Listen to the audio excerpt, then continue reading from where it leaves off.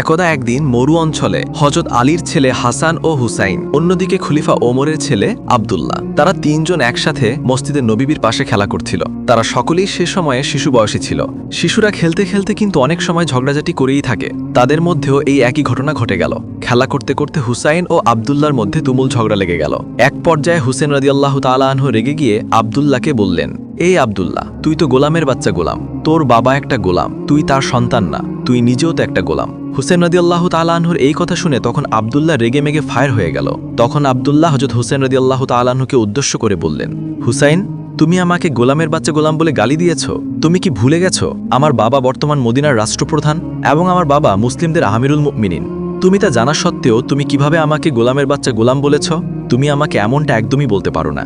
আমি আমার পিতার নিকট তোমার বিরুদ্ধে অভিযোগ দায়ের করব। এই কথাগুলো বলতে বলতে আব্দুল্লাহ তখন অনেক কান্নাকাটি করল।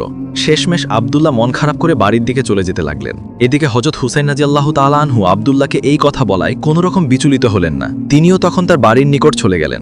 আব্দুল্লাহ যখন বাড়ির দিকে কান্না করতে করতে ফিরছিলেন, ঠিক সে সময় ছেলেকে কান্নারত অবস্থায় দেখে খলিফা ওমর জিজ্ঞাসা করলেন, বাবা আব্দুল্লাহ, কি হয়েছে? তুমি কাঁদছো কেন? সেই সময় হযরত আব্দুল্লাহ রাদিয়াল্লাহু তাআলা আনহু কিছুটা বিচলিত হয়ে গেল। রাগে ফুঁসে তার আব্বাজানের সামনে দাঁড়িয়ে পড়ল। তখন হযরত আব্দুল্লাহ রাদিয়াল্লাহু তাআলা আনহু পিতা হযরত ওমর রাদিয়াল্লাহু তাআলা আনহুকে বললেন, আব্বাজান, হুসাইন আমাকে গালি দিয়েছে। সে বলেছে আমি নাকি গোলামের বাচ্চা গোলাম। আমাকে বলেছে তোর বাপ ওমর একটা গোলাম, তুই তার সন্তান, তুইও গোলাম, তুই গোলামের বাচ্চা গোলাম। আব্বাজান, আমি আপনার কাছে বিচার দায়ের করলাম।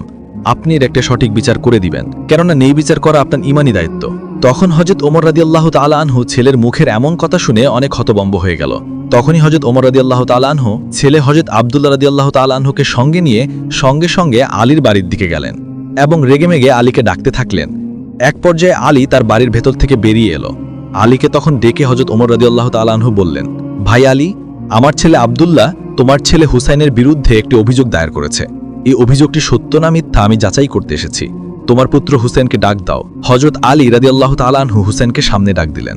খলিফা ওমর রাদিয়াল্লাহু তাআলা আনহু নিজেই হুসেনকে জিজ্ঞাসা করলেন, হুসাইন, তুমি কি আমার পুত্র আব্দুল্লাহকে গোলামের বাচ্চা গোলাম বলে গালি দিয়েছ? 6 বছরের ছোট বালক হযরত ইমাম হুসেন রাদিয়াল্লাহু তাআলা আনহু এক বাক্যে স্বীকার করে বললেন, হ্যাঁ, আমি আব্দুল্লাহকে গোলামের বাচ্চা গোলাম বলে গালি দিয়েছি। তখনই হযরত ওমর রাদিয়াল্লাহু তাআলা আনহু হযরত আলী রাদিয়াল্লাহু তাআলা আনহুকে উদ্দেশ্য করে বললেন, আলী, তুমি শুনলে তো তোমার ছেলের মুখের কথা। তোমার ছেলে আমার পুত্র আব্দুল্লাহকে গোলামের বাচ্চা গোলাম বলে গালি দিয়েছে। আগামীকাল জুম্মার নামাজ শেষে মসজিদে নববীতে তোমার ছেলে হুসেনের বিচার করা হবে। সেই মসজিদে নববী সকল মানুষের সামনে তোমার ছেলের বিচার করা হবে। তুমি এবং তোমার ছেলে হুসাইন মসজিদে নববীতে উপস্থিত থাকবে। পরের দিন ছিল জুম্মাবার। জুম্মার নামাজ শেষ করে মসজিদে নববীর সামনে হাজার হাজার সাহাবী তখন উপস্থিত ছিলেন। জুম্মার দিনে সচরাচর সকলেই উপস্থিত থাকে। ঠিক সে সময় হযরত ওমর রাদিয়াল্লাহু তাআলা আনহু বলে উঠলেন, হে আল্লাহর নবীর সাহাবীগণ, আজকে মসজিদে নববীতে একটি বিচার সম্পন্ন করা হবে। ওই যে আলীর ছেলে হুসাইন আমার পুত্র আব্দুল্লাহকে গোলামের বাচ্চা গোলাম বলে গালি দিয়েছে। কেন আমার পুত্র আব্দুল্লাহকে গোলামের বাচ্চা গোলাম বলে গালি দিয়েছে, এর পক্ষে যদি সঠিক কোনো ব্যাখ্যা হুসেন দিতে না পারে, তাহলে হুসেনকে কঠিন শাস্তি পেতে হবে। এই কথা বলে হযরত ওমর রাদিয়াল্লাহু তাআলা আনহু সকল সাহাবীকে তার কথা জানিয়ে দিলেন। তারপর হযরত ওমর রাদিয়াল্লাহু তাআলা আনহুর এই কথা শোনার পর সাহাবীরা একে অপরকে বলতে লাগলেন, ওমরের বিচার তো বড় কঠিন বিচার। নিজের ছেলে আবু সাহমা সামান্য একটু মদ পান করেছিলেন, সেই সময় সেই অপরাধে তাকে চাবুক মেরে হত্যা করেছে। এটাই হলো সেই ওমর। খলিফা ওমরের সেই চাবুকের আঘাত যদি হুসেনের শরীরে পড়ে, আমরা নবীর সাহাবীরা কিছুতেই তা সহ্য করতে পারবো না। যে হুসাইনের পা থেকে মাথা পর্যন্ত রাসূলুল্লাহ সাল্লাল্লাহু আলাইহি ওয়াসাল্লাম চুম্বন খেয়েছেন, সেই হুসেনের শরীরে ওমরের চাবুকের আঘাত পড়বে, আমরা নবীর সাহাবীরা কিছুতেই তা সহ্য করতে পারবো না। সেই সময় উপস্থিত থাকা সকল সাহাবীদের মধ্যে একটি গুঞ্জন তৈরি হয়ে গেল। সকলে একটি হতভম্ব হয়ে গেল। উপস্থিত সকল সাহাবী হযরত ওমর রাদিয়াল্লাহু তাআলা আনহুর উদ্দেশ্য করে বললেন, ইয়া আমিরুল মুমিনিন, খলিফাতুল মুসলিমিন, আপনি সবসময় কুরআন এবং হাদিস দিয়ে সমাজের বিচার কার্য সম্পূর্ণ করেছেন। আমরা নবীর সাহাবীগণ কোনোদিন কোনো বিচারের বিরুদ্ধে আপিল করিনি। আমরা নবীর সাহাবীগণ আজকের এই বিচারের বিরুদ্ধে আপিল করছি। হুসাইনের বিচারটি কি না করলে হয় না? উপস্থিত সাহাবীদের কথা শুনে হযরত ওমর রাদিয়াল্লাহু তাআলা আনহু হতভম্ব হয়ে গেলেন।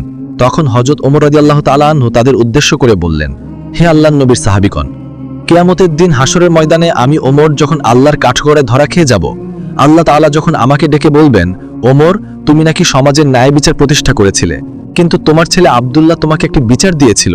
হুসেন নবীর নাতি হবার কারণে তুমি সেই বিচারটি সম্পন্ন করনি। হে আল্লাহর নবী সাহাবীগণ, সেই দিন আসামির কাঠগড়ায় কি তোমরা আমার পরিবর্তে দাঁড়িয়ে আল্লাহর কাছে এই জবাবটি দিতে পারবে? আমি জানি তোমরা কেউ এই জবাব দিতে পারবে না, অতএব আমাকে হকের উপর অটল থেকে প্রতিটি বিচার ন্যায়ভাবে সম্পন্ন করতে হবে। হুসাইনের বিচারটিও আমাকে সম্পন্ন করতে হবে। মসজিদে নববীর সামনে হাজার হাজার সাহাবী তখন উপস্থিত ছিলেন। তখন তারা সবাই একে অপরের সাথে কথা বলতেছিল।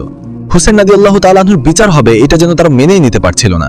সকলের চোখ দিয়ে তখন দরদর করে পানি পড়ছিল এবং সকলের মনে সে সময় একটাই ভাবনা ছিল, ওমরের বিচার বড় কঠিন বিচার। এই ওমরের চাবুকের আঘাত হুসেনের শরীরে পড়বে, আমরা নবীর সাহাবীরা তা কি করে সইব। ঠিক তখনই হযরত ওমর রাদিয়াল্লাহু তাআলা আনহু হযরত হুসেন রাদিয়াল্লাহু তাআলা আনহুকে সামনে ডাকলেন এবং তখন হযরত হুসেন রাদিয়াল্লাহু তাআলা আনহুকে হযরত ওমর রাদিয়াল্লাহু তাআলা আনহু বললেন, তুমি যে আব্দুল্লাহকে গোলামের বাচ্চা গোলাম বলে গালি দিয়েছ, যদি তোমার এই কথার পক্ষে উপযুক্ত ব্যাখ্যা না দিতে পারো তাহলে তোমাকে কঠিন শাস্তি দেওয়া হবে। 6 বছরের ছোট বালক ইমাম হুসেন রাদিয়াল্লাহু তাআলা আনহু তখন বলে উঠলেন, ইয়া আমিরুল মুকমিনিন খালিফাতুল মুসলিমিন, আজকে আপনি অর্ধেক পৃথিবীর শাসক হয়েছেন, মুসলিমদের আমিরুল মুকমিনিন হয়েছেন, কিন্তু আপনি কি অস্বীকার করতে পারবেন আপনি আমার নানার গোলাম ছিলেন না? আমি হুসেন দেখেছি, আমার নানা যখন ওযু করার জন্য এগিয়ে আসতেন আপনি ওমর পানির পাত্র নিয়ে তখন দাঁড়িয়ে থাকতেন আমার নানাকে তখন পানি দেওয়ার জন্য। আমি হুসেন দেখেছি, আমার নানা যখন নামাজ শেষ করে মসজিদ নববী থেকে বের হতেন আপনি ওমর আমার নানার জুতা নিয়ে তখন দাঁড়িয়ে থাকতেন আমার নানাকে তখন জুতাটি পরিয়ে দেওয়ার জন্য। আমি হুসেন দেখেছি, আমার নানা যখন ঘোড়ায় চড়ে কোথাও সফরে যেতেন আপনি ওমর আমার নানার ঘোড়ার লাগাম ধরে টেনে টেনে নিয়ে যেতেন। আপনি ওমর কি অস্বীকার করতে পারবেন আপনি আমার নানার গোলাম ছিলেন না? তখন হুসেন রাদিয়াল্লাহু তাআলা আনহুর এই কথা শুনে এক মুহূর্তের মধ্যেই যেন সবকিছু নিস্তব্ধ হয়ে গেল। মসজিদের নববীর সামনে উপস্থিত হাজার হাজার সাহাবী এবং হযরত ওমর রাদিয়াল্লাহু তাআলা আনহুর চোখ দিয়ে তখন দরদর করে পানি পড়তে লাগলো। তখন হযরত ওমর রাদিয়াল্লাহু তাআলা আনহু ছোট্ট বাচ্চার মতো ফুপিয়ে ফুপিয়ে কাঁদতে লাগলেন এবং সেই সময় হযরত হুসেন রাদিয়াল্লাহু তাআলা আনহুকে বললেন, বাবা হুসাইন, তুমি কি কোনো কাগজে লিখে দিতে পারবে আমার নানা মুহাম্মদুর রাসূলুল্লাহর গোলাম ছিল খলিফা ওমর? তখন হযরত হুসেন রাদিয়াল্লাহু তাআলা আনহু তখন একটি কাগজে লিখে দিলেন, আমার নানা মুহাম্মদুর রাসূলুল্লাহর গোলাম ছিল ওমর খলিফা। হযরত ওমর রাদিয়াল্লাহু তাআলা আনহু সেই কাগজের টুকরাটি হাতে নিয়ে মসজিদে নববীর সামনে উপস্থিত সকল সাহাবীদের উদ্দেশ্য করে বললেন, হে আল্লাহর নবীর সাহাবীগণ, এই পৃথিবীতে একদিন আমি যখন থাকব না, আমি যখন ইন্তেকাল করব, আমার কাফনের কাপড়ের ভিতরে তোমরা এই কাগজের টুকরাটি প্রবেশ করিয়ে দিবে। কিয়ামতের দিন হাসরের ময়দানে আমি ওমর যখন আল্লাহর কাজঘরে দাঁড়িয়ে যাব, আমি ওমরের সারা জীবনের কোনো নেক আমল যদি আল্লাহর কাছে গ্রহণযোগ্য না হয়, সেদিন এই কাগজের টুকরাটি আমি আল্লাহর কাছে দেখিয়ে বলবো, হে আল্লাহ, তোমার বন্ধু তোমার হাবিবের প্রিয় কলিজার টুকরা নাতি হুসাইন লিখে দিয়েছেন আমি তোমার হাবিব মুহাম্মদুর রাসূলুল্লাহ সাল্লাল্লাহু আলাইহি ওয়াসাল্লামের গোলাম ছিলাম। হে আল্লাহ, তুমি তোমার বন্ধুর গোলামকে কি করে জাহান্নামে দিবে? আমি ওমর বিশ্বাস করি সেদিন আমি এই কাগজের টুকরার বিনিময় হলেও আল্লাহ রাব্বুল আলামিনের আসামির কাঠগড়া থেকে মুক্তি পেয়ে যাব। হযরত ওমর রাদিয়াল্লাহু তাআলা আনহু তার পুত্র আব্দুল্লাহ রাদিয়াল্লাহু তাআলা আনহুকে উদ্দেশ্য করে বললেন, বাবা আব্দুল্লাহ, তুই হুসাইনের বিরুদ্ধে কোনো অভিযোগ আনিস না। হাসরের ময়দানে তুইও যখন আসামির কাঠগড়ায় দাঁড়িয়ে যাবি, তুইও আল্লাহ রাব্বুল আলামিনকে বলবি, আমি হলাম গোলামের বাচ্চা গোলাম, আপনার বন্ধুর গোলাম ছিল আমার বাবা আর আমি তারই সন্তান। তুইও হাসরের ময়দানে এই পরিচয় দিবি। আমি বিশ্বাস করি আল্লাহ রাব্বুল আলামিন তার বন্ধুর গোলামদেরকে কখনোই জাহান্নামে দিবে না। হযরত হুসেন রাদিয়াল্লাহু তাআলা আনহুকে সকলেই ভালোবাসত। সকল সাহাবীগণের নয়নমণি ছিলেন হযরত হুসেন রাদিয়াল্লাহু তাআলা আনহু। একদা মহান বিমানত সাল্লাল্লাহু আলাইহি ওয়াসাল্লাম একজন সাহাবীর প্রয়োজন মেটানোর জন্য এক ইহুদির কাছ থেকে ঋণ নেন। ঋণ গ্রহণের সময় কথা ছিল সঠিক সময়ের মধ্যে ঋণ পরিশোধ করতে হবে। তাই নবীজি সেই ইহুদিকে একটি তারিখের কথা বললেন, যেই তারিখে তিনি ঋণ ফেরত দিবেন। এই ঘটনার কিছুদিন পর একদিন নবীজি সাল্লাল্লাহু আলাইহি ওয়াসাল্লাম সাহাবীদেরকে নিয়ে একটি জানাজা থেকে ফিরছিলেন। তখন তার সঙ্গে ছিলেন হযরত আবু বকর এবং উমর রাদিয়াল্লাহু তাআলা আনহুর মতো মহান সাহাবী। ঠিক সেই সময় ওই ইহুদি লোকটি নবীজি সাল্লাল্লাহু আলাইহি ওয়াসাল্লামের গলার চাদর ধরে রাগত স্বরে এবং অভদ্র ভাষায় বলল, ও মুহাম্মদ, আমার কাছ থেকে যে ঋণ নিয়েছিলে সে অর্থ কোথায়? আমি তো তোমার পরিবারকে চিনি, ঋণ নিলে তোমাদের আর কোনো খবর থাকে না। নবীজি সাল্লাল্লাহু আলাইহি ওয়াসাল্লামের সঙ্গে ছিলেন মদিনার রাষ্ট্রপ্রধান। তার কথায় সাহাবীরা নিজেদের জীবন পর্যন্ত দিয়ে দিতে পারেন। তিনি যদি সাহাবীদেরকে একটু ইশারা দেন তাহলে সাহাবীরা তার গর্দান উড়িয়ে ফেলবেন।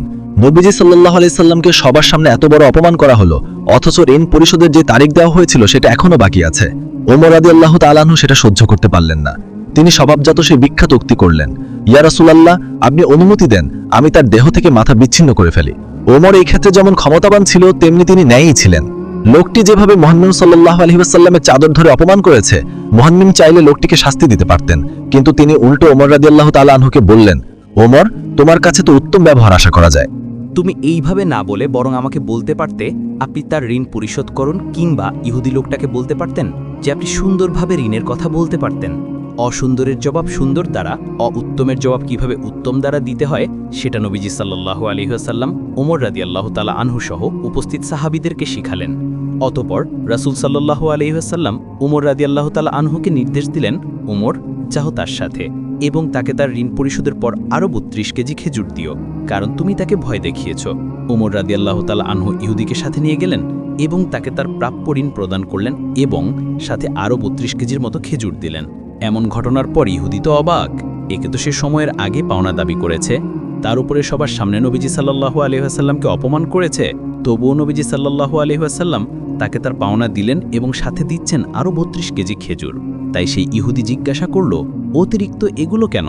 ওমর রাদিয়াল্লাহু তাআলা আনহু বললেন, কারণ আমি তোমাকে হুমকি দিয়েছি, সেটার কাফফারা হিসেবে নবীজি সাল্লাল্লাহু আলাইহি ওয়াসাল্লাম এগুলো দিতে বললেন। এই কথা শুনে লোকটি বলল, ওমর, তুমি কি জানো আমি কে? ওমর রাদিয়াল্লাহু তাআলা আনহু বললেন, না, আমি জানি না তুমি কে। লোকটি বলল, আমি যায়েদ ইবনে সুনা।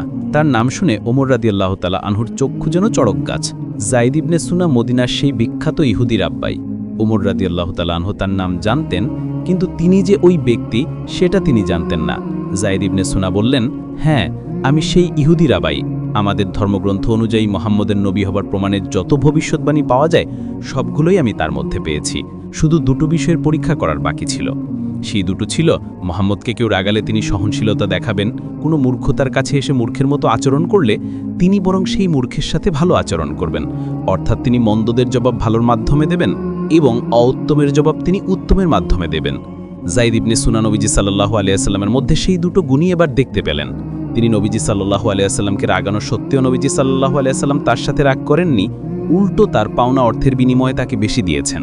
এবার যায়েদ ইবনে সুনা বললেন, ওমর, তুমি সাক্ষী থাকো, আমি আল্লাহকে আমার রব হিসেবে, ইসলামকে আমার ধর্ম হিসেবে এবং মুহাম্মদুর রাসূলুল্লাহ সাল্লাল্লাহু আলাইহি ওয়াসাল্লামকে আমার নবী হিসেবে মেনে নিলাম। আমার অনেক সম্পদ আছে, আমি আমার অর্ধেক সম্পদ ইসলামের পথে দান করে দিলাম। একদা হযরত আবু বকর রাদিয়াল্লাহু তাআলা আনহু এবং হযরত ওমর রাদিয়াল্লাহু তাআলা আনহু ৩ দিন ধরে নবীজিকে খুঁজে পাচ্ছিলেন না।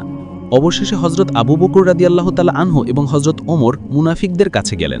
মুনাফিকদের কাছে গিয়ে হযরত ওমর তলোয়ারটা করে বললেন, হে মুনাফিকের বাচ্চারা, আমার নবীকে কোথাও খুঁজে পাওয়া যাচ্ছে না, তোরা বল আমার নবীজি কোথায় আছে, না হলে সবগুলোকে আজকে আমি কতল করে ফেলব। তখন মুনাফিকরা বলতে লাগলো, হে ওমর, বিশ্বাস করো আমরা কোথাও তোমার নবীকে দেখিনি। তখন হযরত আবু বকর ওমরকে বললেন, ওমর, চলো আমরা সামনে নাস্তটাতে যেয়ে দেখি, যেখানে কিছু রাখাল থাকে, তাদেরকে জিজ্ঞেস করলে হয়তো দয়ার নবীর খোঁজ পাওয়া যেতে পারে। অতঃপর তারা দুজন মিলে সামনের দিকে হাঁটা শুরু করলো। কিছু দূর যাবার পর তারা কিছুটা রাখালকে দেখলেন। হযরত ওমর রাদিয়াল্লাহু তাআলা আনহু রাখালকে জিজ্ঞেস করলেন, তোমরা এই দিক দিয়ে আমাদের বিশ্বনবীকে যাইতে দেখেছ? তখন রাখালদের পক্ষ থেকে একজন রাখাল বললেন, আজকে ৩ দিন যাবৎ পাশের গুহায় একজন লোক কান্না করে চলছে। তার কান্নার জন্য আমাদের পশুগুলো আজকে ৩ দিন যাবৎ কোনো ঘাস পানি খাচ্ছে না, বাচ্চারা দুধ পান করছে না, দুধে মুখ লাগাচ্ছে না। মনে হচ্ছে আমাদের পশুগুলোও যেন ৩ দিন ধরে কান্না করছে। ভাই, তোমরা তোমাদের লোককে নিয়ে যাও, তাইলে হয়তোবা আমাদের পশুগুলো আগের মতো খাবার খাওয়া শুরু করবে। এবার হযরত আবু বকর হযরত ওমরকে বললেন, ওমর, যার কান্না শুনে পশু পাখি পর্যন্ত খাওয়া দাওয়া ছেড়ে দিয়েছে, সে আর কেউই হবে না, তিনি আমাদের নবী হযরত মুহাম্মদ সাল্লাল্লাহু আলাইহি ওয়াসাল্লাম হবে। তখন হযরত আবু বকর নবীর খোঁজে গুহার দিকে চললেন। আবু বকর এবং হযরত ওমর রাদিয়াল্লাহু তাআলা আনহু গুহার মধ্যে গিয়ে দেখলেন আমাদের নবী সিজদায় পড়ে উম্মতি উম্মতি বলে কান্না করছে। এবার হযরতে ওমর রাদিয়াল্লাহু তাআলা আনহু নবীকে উদ্দেশ্য করে বললেন, ইয়া রাসূলুল্লাহ, আমরা আজকে ৩ দিন যাবৎ আপনাকে খুঁজতে খুঁজতে হয়রান হয়ে গিয়েছি।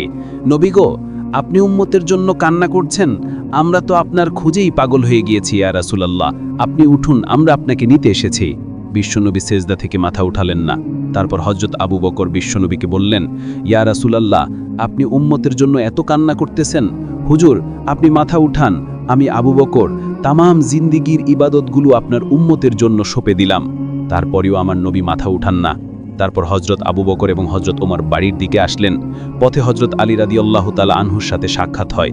তারপর হযরত আলীকে আবু বকর এবং ওমর বিস্তারিত সবকিছু বললেন। তারপর হযরত আলী বাড়িতে গিয়ে মা ফাতেমা এবং হাসান হুসাইনকে নিয়ে নবীজির গুহার মধ্যে চলে আসেন। এবার হযরতে ফাতেমা রাদিয়াল্লাহু তাআলা আনহা আমার নবীকে লক্ষ্য করে বললেন, আব্বাজান, আপনি কেমনে পারলেন আজকে ৩ দিন যাবৎ আমাদেরকে ভুলে থাকতে? আমরা আপনাকে সমস্ত জায়গায় খুঁজে খুঁজে হয়রান হয়ে গেছি আপনার নাতি হাসান এবং হোসেন কান্না করছে। আব্বাজান, আপনি উঠুন, আমরা আপনাকে নিতে এসেছি।